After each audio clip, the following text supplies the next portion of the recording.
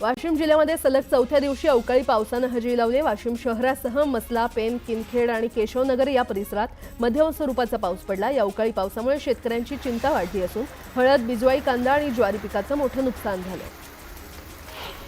पुण्यात आजही पावसाचा अलर्ट देण्यात आलेला आहे। हवामान खात्याने हा अंदाज व्यक्त केलाय। दुसरीकडे बंगालचा उपसागर आणि अरबी समुद्रावरून येत असलेल्या बाष्पयुक्त वाऱ्यांमुळे पुण्यासह राज्यात ठिकठिकाणी अवकाळी पावसाने हजेरी लावली आहे। लातूर जिल्ह्यामध्ये अवकाळी पावसाने हजेरी लावली। मेघगर्जनेसह जोरदार पाऊस झाला। यामुळे शेतकऱ्यांची तारांबळ उडाली। काढणीला आलेल्या ज्वारीचं मोठ्या प्रमाणात नुकसान झालंय।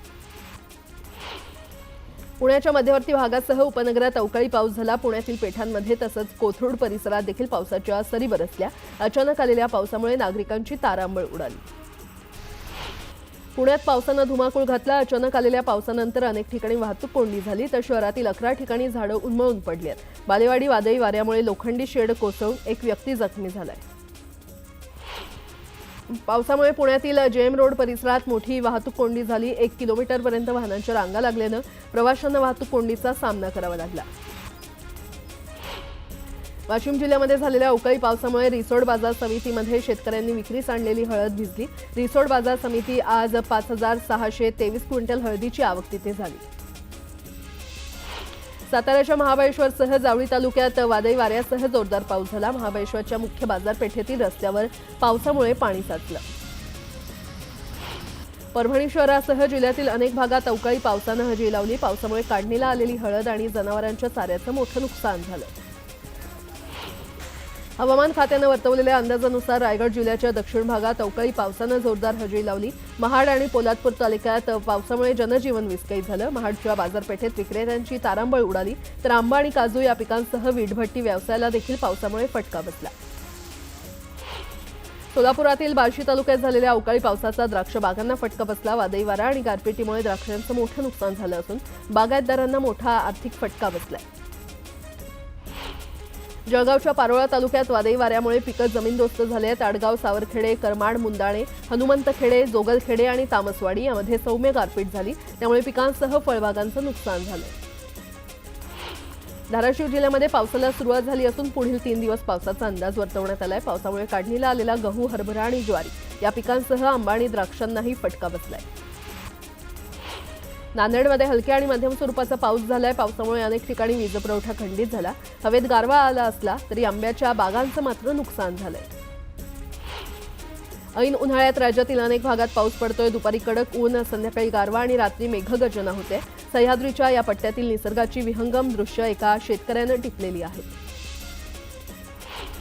सरकारने शेतकऱ्यांचा संयम पाहू नये। अवकाळी पावसाने झालेल्या नुकसानीचे पंचनामे करून तात्काळ मदत द्या अशी मागणी शेतकरी नेते रविकांत तुपकर यांनी केली आहे। 31 मार्चपर्यंत पीक विम्याची रक्कम शेतकऱ्यांना मिळेल असं आश्वासन कृषी मंत्र्यांनी दिलं होतं। मात्र विमा कंपनी म्हणते सरकारने त्यांच्या हिश्श्याचे पैसे भरले नाहीत। त्यामुळे जर 15 दिवसात पैसे दिले नाहीत तर कंपनीमध्ये घुसून पैसा वसूल करू असा थेट इशारा राजू शेट्टी यांनी दिलाय। पाटणा तालुक्यातील प्रधानमंत्री आवास योजनेअंतर्गत घरकुल पात्र लाभार्थ्यांना 5 ब्रास वाळू मोफत देण्याची कार्यवाही सुरू झालेली आहे। लाभार्थ्यांनी मागणी अर्ज करावेत असं आवाहन तहसीलदारांनी केलं। बुलढाणा विधानसभा मतदारसंघातील रुईखेड टेकाळे इथे जगदंबा माता यात्रा उत्सव मोठ्या थाटात साजरा करण्यात आला। उत्सवानिमित्त पारंपरिक पद्धतीने गावभर मिरवणूक काढण्यात आली। प्रथा परंपरेनुसार या यात्रेचं आयोजन करण्यात आलं असून यामध्ये गावकरी मोठ्या संख्येने उपस्थित झाले होते। कापसाच्या दरात वाढ होत नसल्याने जळगावातील अनेक शेतकऱ्यांनी कापसाची विक्री केली। मात्र आता कापसाचा भाव 7,000 रुपयांवरून 8,000 रुपये इतका झाला। माल शिल्लक नसताना कापसाचे दर वाढल्याने शेतकऱ्यांमध्ये नाराजी आहे। राज्यात सर्वच पिकांसाठी खरीप हंगामापासून कृत्रिम बुद्धिमत्तेचा वापर करण्यात येणार आहे। यासाठी केंद्र सरकारशी सामंजस्य करार करण्यात येणार असून विस्तार या केंद्र सरकारच्या संकेतस्थळाचा यासाठी वापर करण्यात येणार आहे। केंद्राच्या सहकार्यातून राज्यात हा देशातील पहिलाच प्रयोग असणार आहे। कोकण रेल्वे मार्गावरील प्रवाशांसाठी उन्हाळी हंगामातील अतिरिक्त गर्दी कमी करण्यासाठी दक्षिण रेल्वेच्या समन्वयाने विशेष गाडी धावणार आहे। मध्य रेल्वेतर्फे कल्याण ते बदलापूर स्थानकादरम्यान नवीन पाईपलाईन पुलाच्या बांधकामासाठी शनिवारी मध्यरात्रीनंतर विशेष ब्लॉक घेण्यात येणार आहे। या ब्लॉक दरम्यान रात्री 1:30 ते रविवारी पहाटे 4:30 वाजेपर्यंत गर्डर टाकण्याचं काम होणार आहे। याचा परिणाम अंबरनाथ ते कर्जत दरम्यानच्या लोकल आणि मेल एक्सप्रेस गाड्यांच्या वाहतुकीवर होणार आहे। गुढीपाडवा, साप्ताहिक सुट्ट्या, रमजान ईद आणि मार्च अखेरमुळे गेल्या 4 दिवसांपासून बंद असलेल्या राज्यातील कृषी उत्पन्न बाजार समितीमध्ये कांदा आणि भुसार मालाचे लिलाव पूर्ववत सुरू झालेले आहेत. तसंच निर्यात शुल्क शून्य केल्यानं कांद्याचे दर वाढतील या अपेक्षेनं गेल्या 8 दिवसांपासून प्रतीक्षेत असलेल्या शेतकऱ्यांनी मोठ्या प्रमाणात कांदा बाजारात आणल्यानं सध्या सर्वत्र आवकेमध्ये वाढ झाली आहे. राज्यातील बाजार समितीमध्ये तुरीची 10,771 क्विंटल इतकी आवक झाली. यात तुरीला सर्वसाधारण दर हा 7,044 रुपये प्रति क्विंटल इतका मिळाला. राज्यातील नागरिकांसाठी महसूल विभागाने मोठा निर्णय घेतला आहे. 1 मे 2025 पासून फेसलेस नोंदणी, मुद्रांक नोंदणी आणि वन स्टेट वन रजिस्ट्रेशन या प्रणाली लागू होणार आहेत. महसूल मंत्री चंद्रशेखर बावनकुळे यांनी हे जाहीर केलं. पुण्यातील नागरिकांना चालू आर्थिक वर्षाच्या मिळकत कर बिलांचं वाटप 1 मे पासून सुरू केलं जाणार आहे. निवासी मिळकतींना 40% सवलत देण्यासाठी पालिकेकडून PT3 अर्जांची छाननी होणार आहे. पुणे विमानतळावरून प्रवास करणाऱ्या प्रवाशांच्या संख्येमध्ये वाढ झाली आहे. इतिहासात पहिल्यांदाच एका वर्षात 1 कोटीहून अधिक प्रवाशांनी प्रवास केला आहे. 2024-25 या आर्थिक वर्षात पुणे विमानतळावरून तब्बल 1,05,40,000 प्रवाशांनी प्रवास केला असून मागील वर्षीच्या तुलनेमध्ये प्रवाशांच्या संख्येत 10.66% वाढ झाली आहे. नागपूरमध्ये बेशिस्त आणि फुकट्या प्रवाशांकडून तिकीट तपासणीच्या मोहिमेतून रेल्वेला लॉटरी लागलेली आहे. 28 कोटींपेक्षा जास्त महसूल मध्य रेल्वेच्या नागपूर विभागाला प्राप्त झाला असून हा आतापर्यंतच्या कमाईचा उच्चांक असल्याचं रेल्वेच्या सूत्रांनी म्हटलंय. बहुचर्चित प्रीपेड इलेक्ट्रिक स्मार्ट मीटर विरुद्ध विदर्भ वीज ग्राहक संघटनेच्या वतीनं मुंबई उच्च न्यायालयाच्या नागपूर खंडपीठात जनहित याचिका दाखल करण्यात आली आहे. हे मीटर लावण्याचा निर्णय मनमानी पद्धतीचा आहे असा गंभीर आरोप याचिकेत करण्यात आलाय. मुंबईतील सायन रुग्णालयामध्ये विविध इमारतींच्या दुरुस्तीचं तसंच नव्यानं इमारत उभारण्याचं काम सुरू आहे. उपायुक्तांनी शिव रुग्णालयाला भेट देऊन या कामाचा आढावा घेतला. तसंच परिचर्या प्रशिक्षण केंद्राच्या इमारतीचं काम 1 मे पर्यंत पूर्ण करून इमारत मुंबई महापालिकेला हस्तांतरित करण्याचे आदेश त्यांनी दिले.